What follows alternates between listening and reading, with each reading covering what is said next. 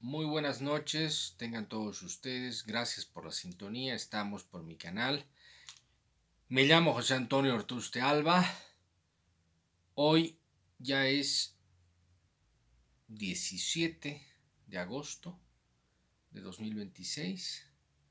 Es el día de la bandera de Bolivia. Así que va un saludo para el tricolor nacional. Y en esta oportunidad quiero comentarles un artículo que publiqué en Correo del Sur en octubre del año 2023, titulado Del registro de las entidades religiosas, de culto, de espiritualidad en Bolivia, sobre la ley 351 de 19 de marzo de 2013. Es este periódico que contiene mi artículo. Antes quiero conversar con ustedes sobre una situación en cuestión. Me voy a referir brevemente a la conferencia y clase de Enrique Dussel Ambrosini, filósofo de la liberación y filósofo fundador de la filosofía de la liberación o del grupo argentino. Enrique Dussel dio una clase en la Universidad Andina Simón Bolívar con sede en Quito. Fue en la clase de Catherine Walsh, en la coordinación y en la cátedra de Catherine Walsh. Por este hecho, quiero destacar en sus clases un elemento de disenso de Enrique Dussel. Este disenso tiene que ver con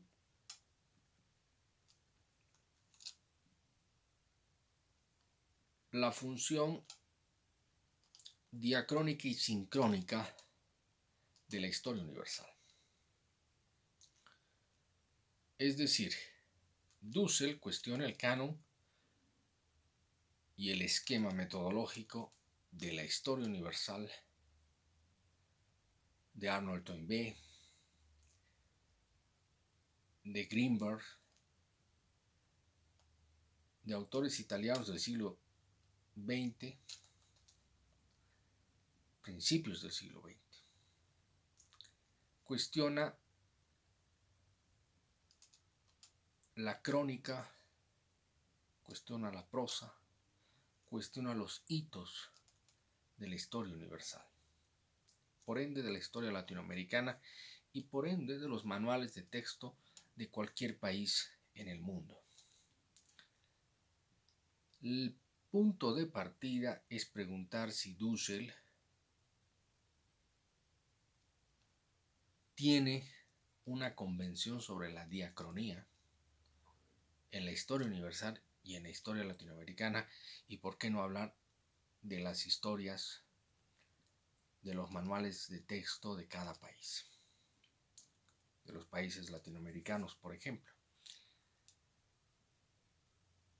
Lo que hace Dussel es exponer su obra desde 1992, asume convenciones cronológicas o de los anales históricos. Anales me refiero a la escuela de los anales de Francia. Por tanto, Dussel, pese a cuestionar el cronómetro del tiempo, disculpen la petición de principio, asume una posición colonial o colonialista por estudio y por oposición, por adhesión o por disenso. Recordemos que la tesis doctoral de Dussel en la Sorbona de París trata sobre la Iglesia en América Latina. Trata el Concilio Limense, entre otros aspectos. trata biografías de obispos en América Latina del siglo XVII, del siglo XVIII.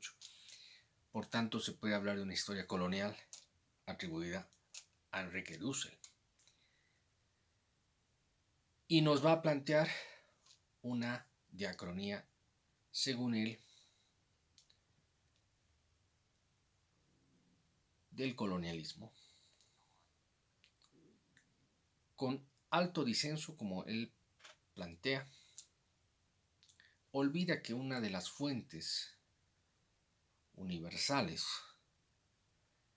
de la historia del mundo, de la historia de los continentes, la ha aportado la Unión Soviética con estas colecciones traducidas en varios idiomas. Esta es una colección de las obras de Stalin y de Lenin. Y las autorías se las debe a la editorial Moscú. Es una editorial de muchos idiomas. Y no solamente se la deben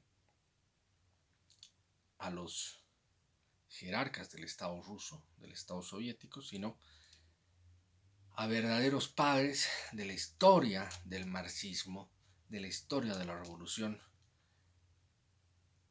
del 17 para el calendario juliano, la revolución de 1918 para el calendario gregoriano, la revolución de Occidente y de Oriente, establecida por Plejánov, por decirles el nombre de uno de estos padres fundadores de la historia soviética y de la historia marxista en el mundo. Mikhail Bakhtin, un autor que trabajaba en la Academia Real Imperial de Rusia y es asimilado por la Revolución del 17. Otro autor, Voloshinov, es un analista del lenguaje perteneciente a esa Academia Imperial de Arte de Rusia, que también es asimilado por la Revolución. Así sigue la seguidilla hasta llegar a autores convencionales, autores paradigmáticos del marxismo estatal, como Joseph Stalin, como Vladimir Ilich Lenin, que nos permiten entender una convención diacrónica de la historia universal, de las ciencias, una historia de la filosofía, una historia de la técnica, una historia del Partido Comunista de la Unión Soviética. Igualmente quiero volver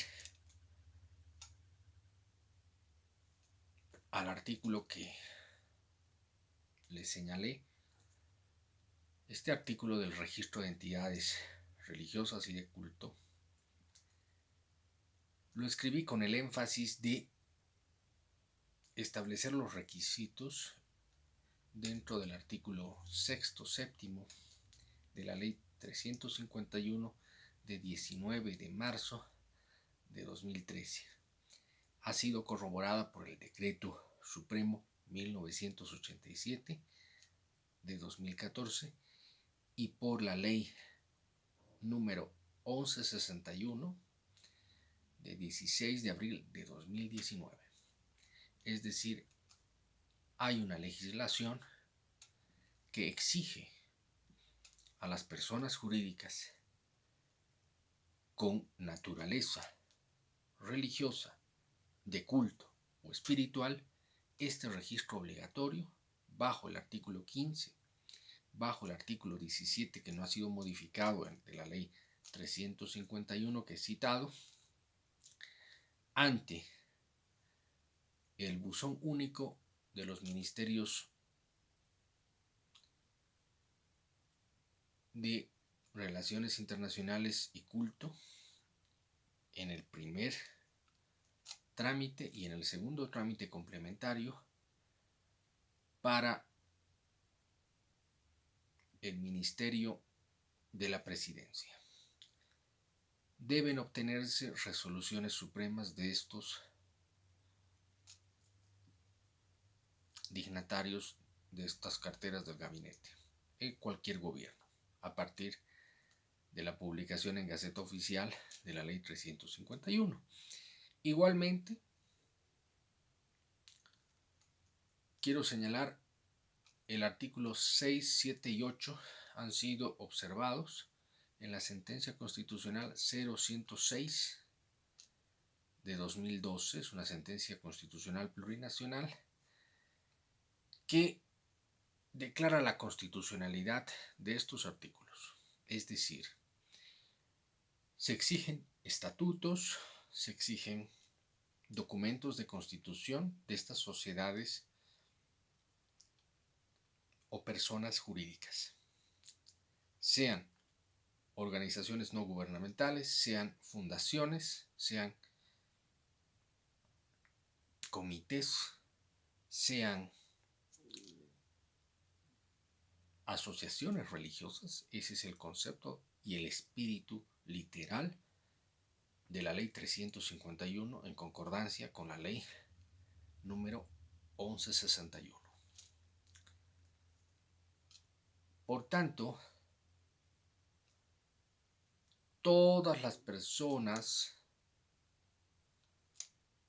jurídicas que quieran ejercer funciones en 2 o más departamentos, ese es el requisito sine qua non que establece esta ley, deben someterse en un plazo que estableció el 2013, corroboró el reglamento en el 2014 y siguió corroborando la ley 1161 el año 2019, deben registrarse en estos ministerios y obtener una resolución suprema vigente, y deben ser consideradas por la ley asociaciones religiosas, asociaciones de culto o asociaciones espirituales. Esta es la condición sine qua non. Con este objeto yo he presentado como persona natural hace mucho tiempo, ya el año 2014, una objeción de conciencia ante la diócesis que me pertenece, ante el registro de esta diócesis, y consiste en una nota marginal en mi única partida sacramental, que es partida de bautismo. En esta nota marginal he señalado el disenso que tengo con la Iglesia sobre los dogmas más importantes que se establecen en el derecho canónico a partir del Código de Derecho Canónico de 1983. He señalado este disenso y he pedido una excomunión registral que es superior a la excomunión automática. Esa es la interpretación que se hace del derecho canónico, y bajo la interpretación del Pontificio Consejo de Textos Legislativos, es una instancia de la Curia Romana, me ampara una ley eclesiástica, una ley canónica del año 2006 sobre la defección de la fe católica y cristiana, que la he señalado en un requerimiento, en una petición dirigida a la diócesis competente.